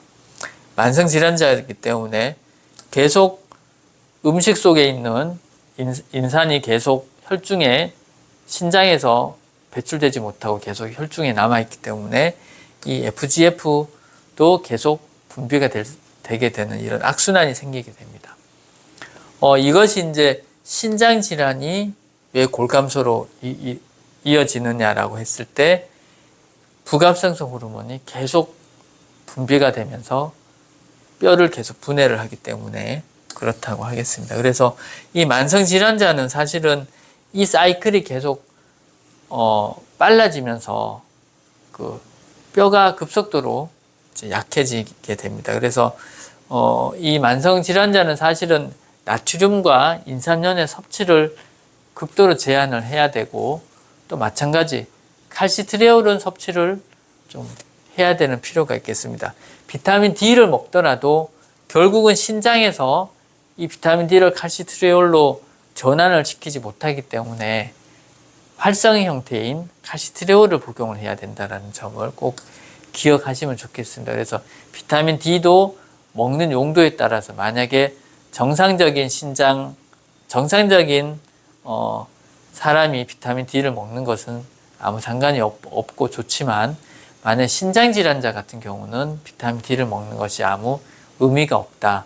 그래서 칼시트리올 형태로 된 의약품을 먹어야 된다. 그래서 일반적으로 이제 갱년기나 신장이 나쁜 아주 고령의 환자들, 골다공증 온 환자들 같은 경우는 일반 칼슘보다는 칼시트리올을 이제 처방하는 경우들이 있죠. 네. 조금 내용이 제가 요 내용은 나중에 조금 더 간략하게 신장 관련한 OTC 다룰 때 강론에서 조금 더 깔끔하게 정리를 해서 한번 말씀을 드리겠습니다. 신장에는 사실은 위에 이렇게 부신이 있죠. 그래서 부신은 사실은 이제 그 부신피로 증후군이라고 해서 스트레스 호르몬, 스트레스를 반복적으로 장기간 많이 받았을 때 이 스트레스 호르몬이 정상적으로 배출되지 못하는 이 부신피로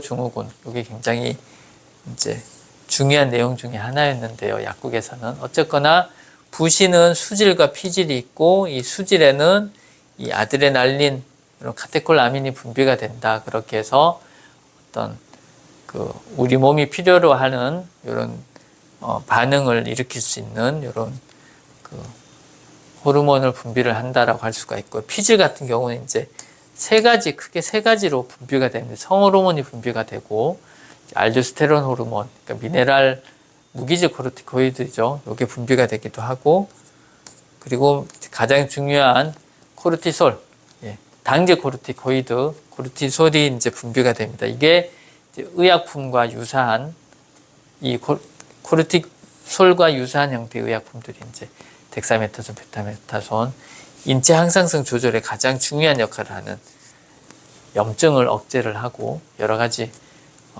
역할을 하는 이런 물질이 부신에서 이제 분비가 된다고 하겠습니다. 이 부신 관련해서도 약국에서 다룰 수 있는 범위들이 많죠. 나중에 강론에서 한번 다루도록 하겠습니다. 혈액순환, 심신은 기본적으로 이제 혈액순환 관련된 내용들인데요. 앞에서 다뤘던 내용을 한번 조금 다른 형태로 반복하는 것입니다.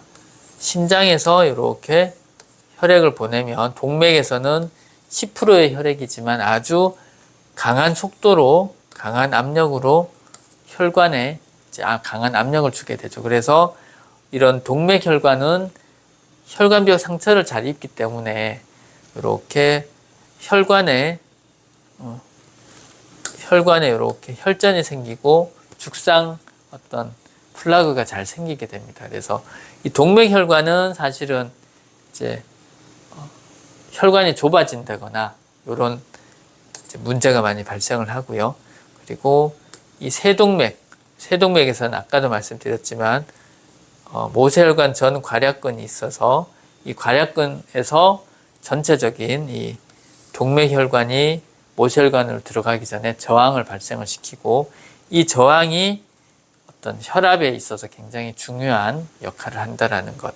아직 이 부분은 기전적으로 의약품으로 활용되기에는 아직까지는 조금 더 연구가 필요한 것으로 알려져 있지만 실제로 요건 이제 천연물에서 상당히 그 모세혈관 전 괄약근의 운동이 다양한 천연물에 의해서 조절되는 것으로 알려져 있습니다. 모세혈관을 걸쳐서 그다음에 정맥으로 혈관이 들어가죠. 이 정맥 같은 경우는 동맥과 다르게 혈관이 얇고 또 잘 탄력이 떨어지기 때문에 혈관이 막힌다라기보다는 오히려 혈관이 늘어난다. 그래서 정맥류, 혈관이 부풀어 오르는 정맥류, 혈액이 잘 흘러 들어가지 않는 하지정맥류 같은 이런 정맥류 증상이 나타나게 되죠. 그래서 요 부위에 따라서 증상이 좀 다르게 나타납니다. 네, 요것도 마찬가지 이런 내용들 이렇게 되어 있는 것입니다. 빠르고 느리다. 모세혈관은 매우 가늘다. 혈액순환은 기본적으로 산소를 공급하는 것이 가장 중요한 역할입니다. 이 산소라고 하는 것이 사실은 우리 몸에서 굉장히 드라마틱하게 산소 요구량이 많이 바뀝니다. 운동을 할 때와 휴식할 때 많으면은 10배 이상의 산소 요구량이 차이가 납니다. 특히 근육 같은 경우 휴식기에는 혈액의 10에서 20%만 있지만 운동할 때는 7, 80%의 혈액이 이제 근육으로 모이게 되죠. 위장관도 마찬가지입니다. 위장관, 소화관도 휴식기에는 20에서 25%의 혈액이 모여 있지만 운동을 할 때는 불과 3에서 5%의 혈액이 이렇게 줄게 됩니다. 그래서 가장 드라마틱하게 혈액량이 차이가 나는 장기 중에 하나죠. 피부도 마찬가지입니다. 피부 같은 경우는 운동할 때 피부를 통해서 열도 발산하고 땀도 배출되기 때문에 운동할 때는 5에서 20%까지 피부의 혈류량이 늘어났다가 휴식할 때는 이제 4에서 5% 정도로 줄어들게 됩니다. 이렇게 운동할 때와 휴식할 때 우리 몸의 장기의 혈액량의 차이는 생각보다 그 폭이 넓습니다. 폭이 넓고 그 말은 그만큼 이런 역동적인 혈액의 흐름을 이 혈관들이 다 이제 감내를 해야 된다는 것이죠. 그렇게 감내를 하기 위해서 동맥혈관은 이렇게 두껍고 내강은 좁고 정맥혈관은 얇고 내강은 넓고 모세혈관은 이렇게 하나의 내피세포로 이루어져 있는 이런 식의 혈관 구조가 이루어졌다고 하겠습니다. 이런 이제 능동적인 변화에 제대로 반응하지 못하면 머리가 어지럽다거나 근육에 쥐가 난다거나 이런 식의 문제들이 생기게 되겠죠. 그리고 소화불량이 온다거나 이런 식의 문제가 생길 수가 있겠습니다.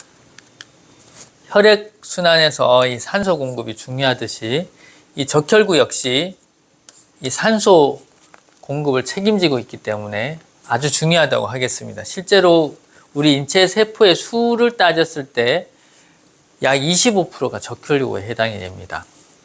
그만큼 우리 몸에서 적혈구가 많이 돌아다니고 있죠. 1분에 2에서 3회 25조 개의 적혈구가 1분에 두세 번씩 우리 몸을 계속 돌고 있다라고 생각을 해보세요. 어마어마한 숫자라고 할 수가 있겠죠. 골수의 조혈세포에서 이 적혈구가 생성이 되고 초당 240만 개, 그리고 120일 동안 생존을 하고 비장과 간에서 이 노화된 적혈구가 파괴가 되겠죠. 이 수가 많은 만큼 사실은 이 노화된 적혈구를 적당히 제때 그렇게 파괴를 하고 재활용하는 것이 굉장히 중요합니다. 만약에 문맥순환 장애처럼 혈액순환에 문제가 생기면 비장에 적혈구가 쌓이면서 많게는 우리 몸의 적혈구의 90%까지도 비장에 쌓인다라고 얘기를 하는데요. 그래서 이 적혈구가 만약에 비장에 많이 쌓이게 되면 빈혈이라든가 여러 가지 문제가 생기게 되겠죠. 어쨌거나 이 적혈구는 우리 몸에서 절대적으로 중요한 역할을 한다라고 하겠습니다. 이 분해된 적혈구는 이제 다시 골수로 들어가서 적혈구 생성에 재활용이 되는데요. 이 적혈구가 우리 몸에 이렇게 많은 만큼 사실은 적혈구가 하는 또 중요한 역할 중에 하나가 이 면역작용을 합니다. 적혈구가 산소를 가지고 있기 때문에 산소라고 하는 것 자체가 사실은 세포의 독성을 가지고 있다는 의미가 되거든요. 산화제잖아요. 산화제. 그래서 적혈구가 함유하고 있는 활성산소, 세균이 이렇게 면역 장벽을 침투를 하면 병원균이 면역 장벽을 침투를 하게 되면 이 적혈구가 그 병원균에 달라붙어서 그러면 이 병원균이 적혈구를 파괴를 하겠죠. 그렇게 되면 적혈구는 몸속에 있는 산소를 내놓으면서 이 병원균을 죽이게 됩니다. 일종의 이제 자폭, 스스로 죽고 상대방도 죽이는 자폭의 역할을 한다고 할 수가 있겠는데요. 이렇게 이제 죽은 병원균 찌꺼기는 이제 적혈구와 같이 이렇게 흘러가서 간과 비장에서 이렇게 다시 처리가 되겠습니다. 물론 일부는 이제 소화 과정을 거치기도 하고요. 이 적혈구가 25개나 되고 우리 몸을 그렇게 많이 순환을 하기 때문에 이런 자폭을 통한 면역작용도 상당히 의미가 있다라고 하겠습니다. 이 적혈구의 재활용 시스템은 이렇게 간단하지만 복잡하게 이렇게 정리가 되어 있습니다. 간단합니다. 기본적으로 비장이나 간의 대식세포에서 적혈구를 파괴를 하면 이 햄과 글로빈, 헤모글로빈이죠. 햄과 글로빈을 활용을 하게 됩니다. 글로빈은 이제 아미노산으로 이렇게 분해가 돼서 나중에 단백질 합성에 사용이 되고, 햄은 이제 철분과 빌리베르딘이라는 녹색의 어떤 물질로 이렇게 변환이 됩니다. 이 빌리베르딘이 처음에 멍이 들면 시퍼렇죠. 이 시퍼런 것이 바로 빌리베르딘, 녹색을 띠는 이 빌리베르딘 성분이고요. 이것이 멍이 빠질 때, 서서히 빠질 때 내려오면서 색깔이 좀 누렇게 되죠. 이게 바로 빌리루빈입니다. 이 빌리루빈이 이제 이렇게 노란색으로 비치게 되죠. 어쨌거나 이렇게 적혈구가 재활용 시스템을 거쳐서 이렇게 된다라고 보겠습니다. 이 오줌 같은 경우는 오줌이 노란색이죠. 이 빌리루빈이 이제 유리빌린으로 이렇게 대사가 된 다음에 오줌으로 노랗게 배설이 됩니다. 이 사실은 빌리루빈은 이제 황적색입니다. 황적색에 가깝고 조금 젓갈색, 황적색보다 더 진한 젓갈색에 가까운데, 이 빌리루빈이 피부를 통해서 이렇게 색깔이 조금 몇 개 추가되면서 노란색으로 비치는 것이죠. 만약에 오줌 색깔이 젓갈색으로 나온다라고 하면 뭔가 문제가 있는 것으로 볼 수가 있겠습니다. 이 적혈구가 새로 생성될 때는 이제 철분과 글로빈 그리고 비타민 B12, 이제 적혈구 생성 인자 이렇게 이런 식으로 합해져서 적혈구가 생성되기 때문에 이 빈혈약에 이 철분뿐 아니라 비타민 B12가 꼭 필요하다라고 할 수가 있겠습니다. 다음 이제 죽상동맥경화증에 대해서 간단하게 한번 보겠습니다. 정상적인 혈관에서 이렇게 막히고 파열되는 혈관으로 이렇게 진행이 되죠. 처음에는 염증에서부터 시작을 합니다. 내피에 염증이 생기고 이 염증이 생긴 자리에 지방질이라든가 콜레스테롤이라든가 이런 것들이 이제 끼게 되죠. 그 다음에 조금씩 다른 물질들, 노폐물이라든가 칼슘이라든가 석화단백질 같은 것들이 서서히 끼면서 이제 어느 순간 되면 혈관이 딱딱해지기 시작합니다. 이게 경화증이죠. 혈관이 딱딱해진다, 경화증. 이런 식으로 이제 여러 가지 유발 인자들이 혈관을 딱딱하게 만들고 결국은 이제 플라그, 이제 죽상판을 만들게 되면서 혈관을 파열을 하거나 막게 되는 이런 게 동맥경화증인데요. 이 직접적인 유발 인자도 있지만 비만이라든가 당뇨, 고혈압이 있으면 이 죽상 동맥경화증에 대한 위험 요소가 또 될 수도 있겠습니다. 이 증상은 어쨌거나 지속적으로 운동이라든가 금연, 또 먹는 것, 그리고 여러 가지 이제 약물을 통해서 최대한 예방하는 게 좋겠습니다. 만약에 비만, 당뇨, 고혈압이 있다라고 하면 이 혈관 관리를 예방적인 차원에서 무조건 필요하다고 하겠습니다. 건강기능식품이든 의약품이든. 네. 이런 예방적인 측면으로 이제 바라보는 것이 좋겠다라고 말씀을 드리겠습니다. 신장 같은 경우는 이제 하나의 혈관 덩어리입니다. 계속 말씀드렸지만 이 신장을 확대를 하고 또 확대를 해도 이렇게 아주 세밀한 이런 신장 혈관이 이렇게 세밀하게 보입니다. 그래서 인체 중에서 가장 많은 혈관을 가지고 있고 실제 심박출량의 초기 심박출량의 25%는 신동맥으로 들어갑니다. 그만큼 혈압이라든가 혈액의 영향을 쉽게 받는다. 혈관이 매우 미세하게 발달되어 있기 때문에 적혈구 한 개가 통과할 정도로 이런 미세한 혈관들이 많기 때문에 허혈성 손상, 혈액이 공급이 되지 않음으로 인해서 협착되는 손상도 올 수가 있고 혈전으로 인해서 혈관이 막히는 손상도 올 수가 있습니다. 그래서 그만큼 혈관이 깨끗해야 신장이 깨끗하다. 신장 관리를 위해서는 항상 혈관을 깨끗하게 관리하는 이런 예방적인 측면이 필요하겠다라고 말씀을 드립니다. 그래서 이 혈관이나 심장이나 신장이 모두 다 OTC에서는 예방적인 측면을 강조를 하면서 환자에게 복약 지도할 필요가 있겠습니다. 마지막으로 이제 경락순환입니다. 대략적인 흐름만 한번 보겠습니다.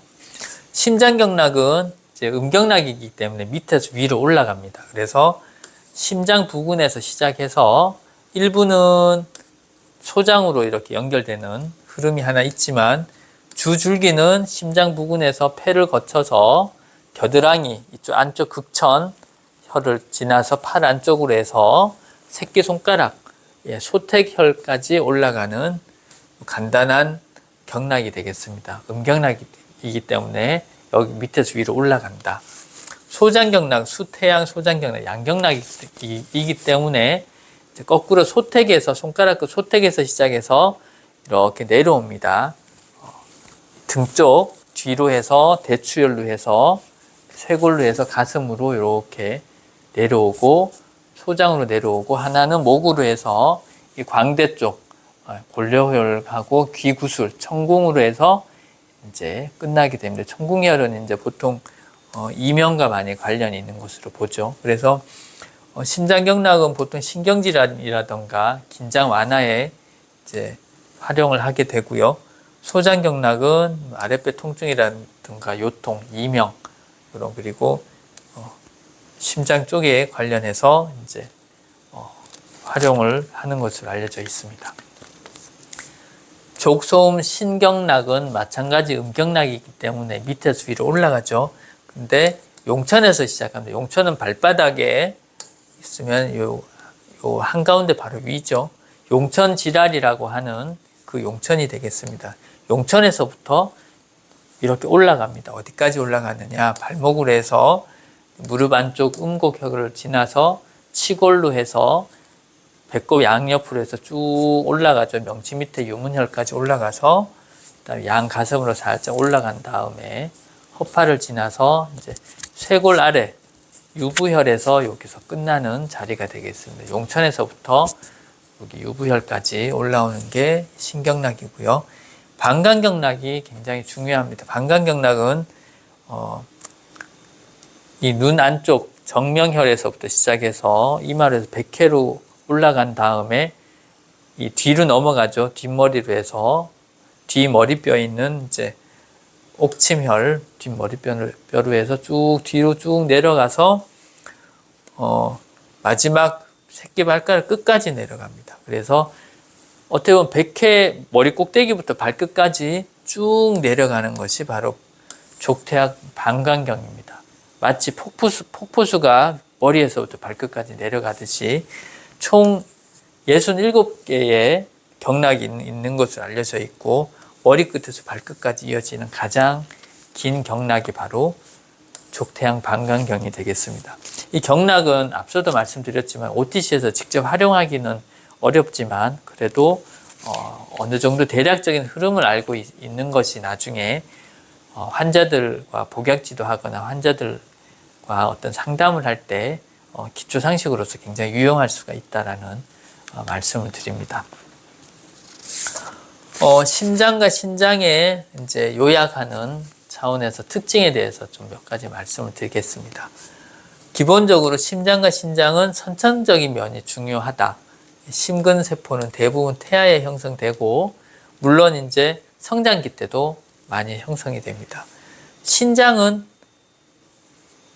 네프론이라고 하는 기본 조직이 각 양쪽에 100만 개에서 150만 개씩 형성이 되어 있는데 이 네프론의 개수는 태어날 때 형성이 되어서 태어납니다. 그래서 이 네프론의 수는 태어날 때 거의 결정이 되는데 이 개인 간 변동이 거의 10배에 달한다라는 보고가 있습니다. 그래서 신장 기능은 개인에 따라서 굉장히 편차가 크다라는 점. 그래서 이 부분이 사실은 굉장히 중요한 부분이라고 하겠습니다. 그렇기 때문에 어떤 신장 기능이 극도로 안 좋은 경우는 약품을 잘못 썼을 때 부작용이 올 수도 있는 부분들. 그래서 그런 측면에서 보면 어떤 체질을 통해서 약을 쓴다라고 하는 것이 굉장히 중요한 의미가 있다고 하겠습니다.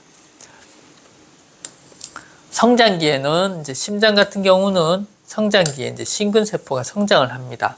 그리고 새로운 심근세포가 이제 생성이 되고 특히 이제 좌심실 혈액을 박출하는 대동맥으로 혈액을 박출하는 이 좌심실 같은 경우는 생후 1년부터 20년 사이에 거의 3배 이상 증가하는 것으로 알려져 있습니다.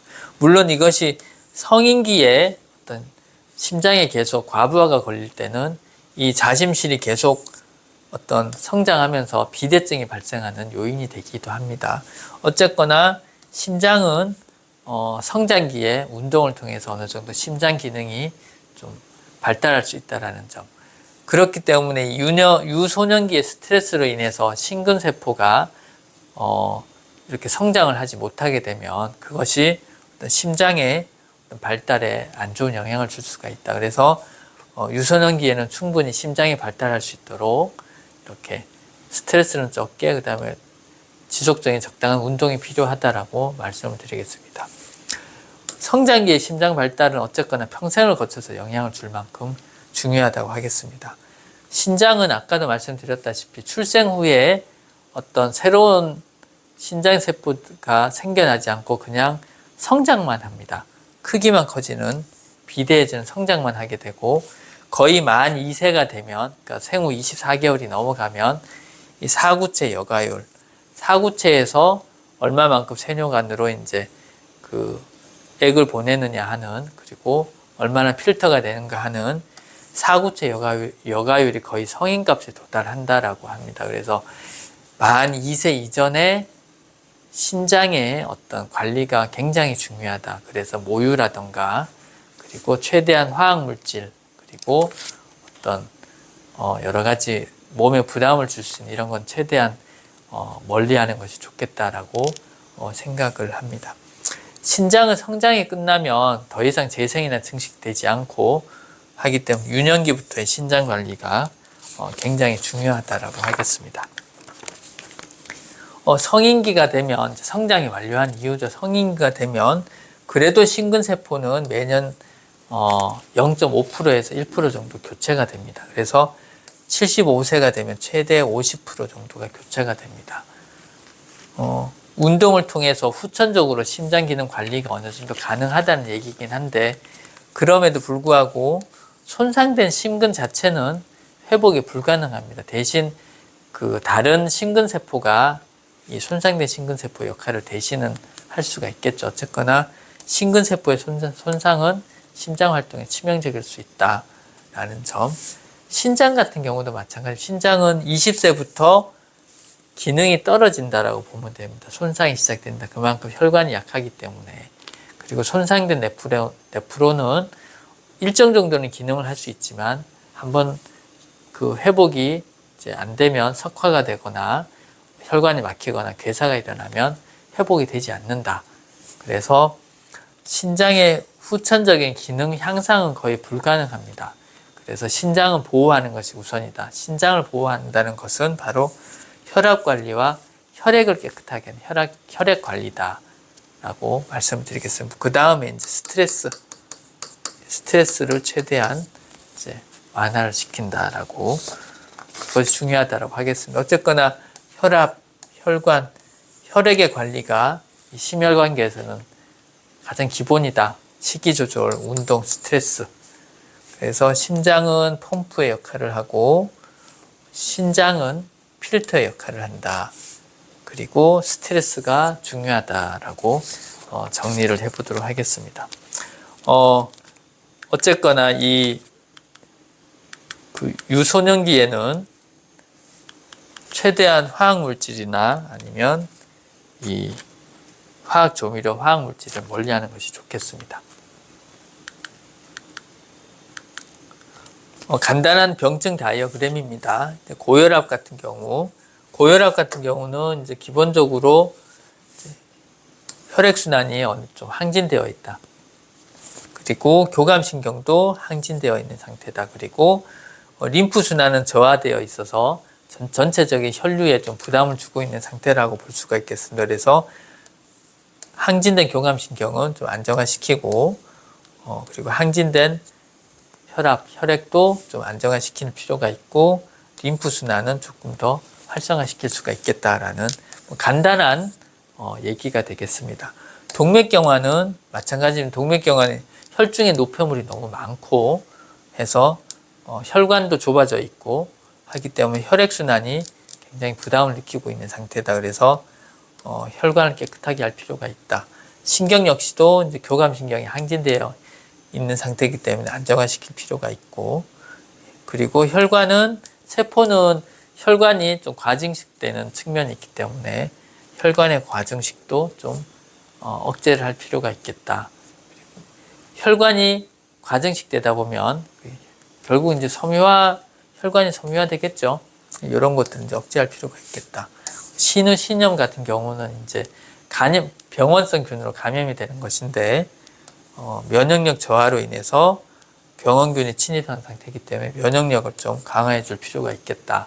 그리고 교감신경은 항진되어 있는 상태이기 때문에 교감신경은 좀 안정화시켜 줄 필요가 있겠다라는 좀 간단한 다이어그램에 대한 내용이 되겠습니다.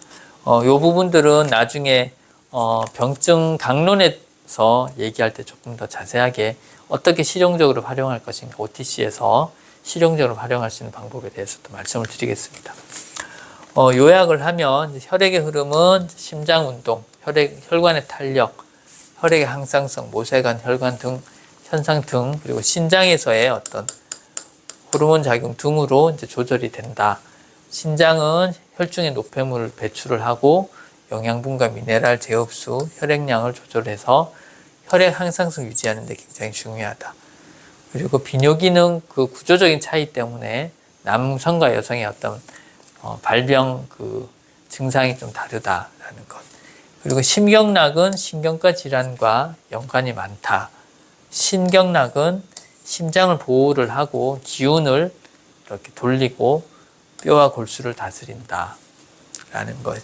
심혈관계에는 다양한 미세분자들과 호르몬들이 복잡하게 작용하면서 혈류순환을 조절한다.